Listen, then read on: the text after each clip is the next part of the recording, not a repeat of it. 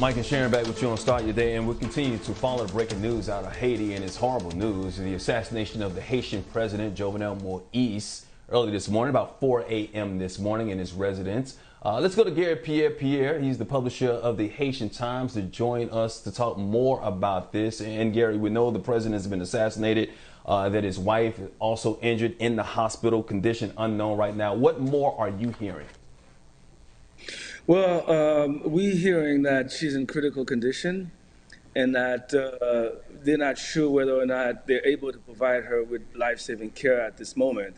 And so my sources are telling me that although they have not really called that she's passed, but she's in very serious critical condition. Can you, Garry, set the context, the political context here that this assassination has taken place? We know the opposition in Haiti wanted him out, right? President Moïse. They wanted him out back in February. He said his term should have gone on until next February. And the United States gave some measure of support to his administration. Set the scene politically for us.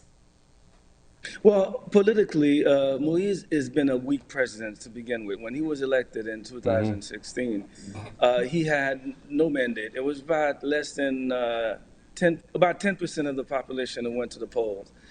He was unknown. He had no political base. He was basically someone who his predecessor, Michel Martelly, had put in place as a caretaker president until he would return, until he'll be able to run again, which will be in November. We're supposed to have elections in November. But I think the biggest question is not really the political opposition. Moïse attacked deeply the private sector. He went after the energy providers. He went after some of the business leaders who were very powerful. Some of the acts that Moïse have taken were brazen. Really, no president of Haiti has ever attempted to go after the private sector the way he did. And I think, that played a role in it as well, because it was just a couple of days ago, they issued a arrest warrant for Reginald Boulos, who is one of the most prominent businessmen in the country, because they accuse him of embezzling money from the insurance company in Haiti, the state-run insurance company, and that was a big deal. Yeah, when you're doing things like this, you can have a lot of enemies. Is there any idea, and I know it's still early and we're not going to speculate, but any idea who might have wanted him dead, assassinated in this situation? Well, Mike, like I said, you have different sectors. You have different sector within the private sector. You have the political opposition. And even within his own party, he was not very popular within his own party, the PHTK acronym.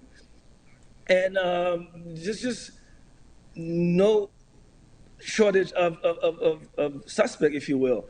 It was deeply unpopular. As a matter of fact, I spoke with a friend of mine who's in Haiti right now, and she told me that there's a certain festive mood among some people in the country, which is shocking, but that's just the way it is. Unfortunately, he was not very popular. They had been asking for his ouster for a long time, but he had, a while ago, he went to Mar-a-Lago and got the support of Trump, and in return, he gave the OAS, the Organization of American States, the anti-Venezuela vote that the Trump administration then was looking for to isolate Venezuela.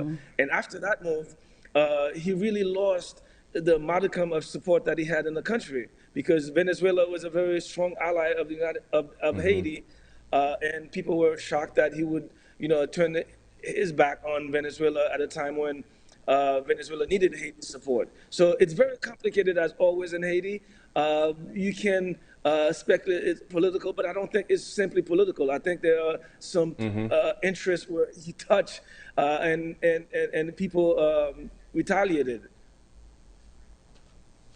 Quickly, just before we let you go, the conditions in Haiti, you know, they've had to deal with a lot of issues over the years when it comes to the economy. Obviously, there was a hurricane that major devastation to their country, political instability, a lot of violence is going on. How would you describe the conditions there presently?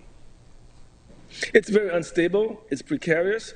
We've been dealing with the problem of the gangs in Haiti. In fact, the gang leaders have been more presidential than Jovenel Moïse.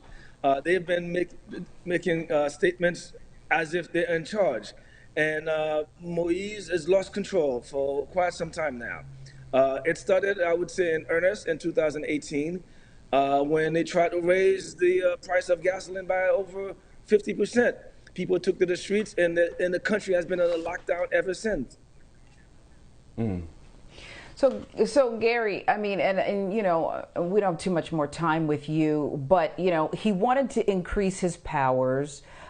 He announced there was a failed coup attempt, assassination attempt. Now we know the worst was realized.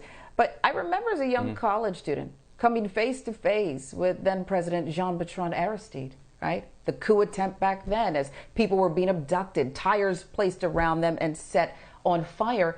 And the U.S. military whisked him away as he fled that, knowing that the worst was going to happen to him. We've seen decades and decades of periods of unrest and dictatorships and one of the poorest countries, rich as in its people. What is next for Haiti? Well, it is unknown. I mean, if history is a guide, we're looking at a U.S. intervention, unfortunately. Right now, like I said, the situation is precarious. There is no one in charge. The president has been assassinated. Gang leaders have been the de facto leaders of the country. The Supreme Court justice, who by law would have been the successor to Moïse, he died of COVID just last week. And so right now we're on the phone with our sources in Haiti trying to figure out exactly who's in charge at this moment, because it's not very clear. Yeah.